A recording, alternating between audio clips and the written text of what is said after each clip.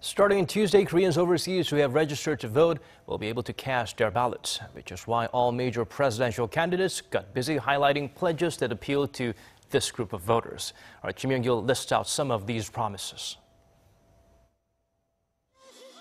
Democratic Party of Korea candidate Moon Jae-in has vowed to set up an agency for overseas Koreans under either the Interior or the Foreign Ministry.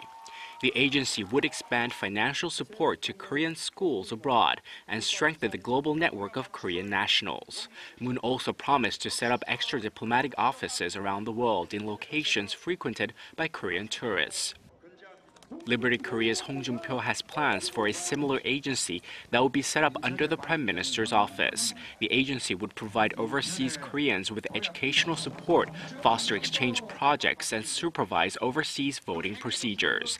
Hong also promised to build a museum dedicated to overseas Koreans. The People's Party's An Chol-soo wants to establish a presidential committee for overseas Koreans and pledged financial support to Korean students studying abroad to help with their tuition. He also said he would expand the rights of Koreans who have permanent residency abroad, for example by increasing the number of polling booths and introducing a vote-by-mail system. On the security front, An promised to beef up protections for Koreans living abroad. The Pareum Party's Yoo Seung-min says he will keep the Overseas Koreans Foundation under the Foreign Ministry.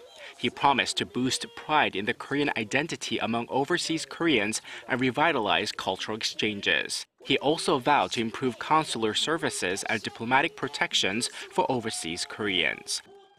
The Justice Party's Kim Sang-jung promised to set up an independent agency for overseas Koreans that would provide legal aid to overseas Koreans and Koreans traveling abroad. She also said she would consider expanding the number of countries eligible for dual citizenship, for applicants who pay taxes in Korea and for men who complete their mandatory military service.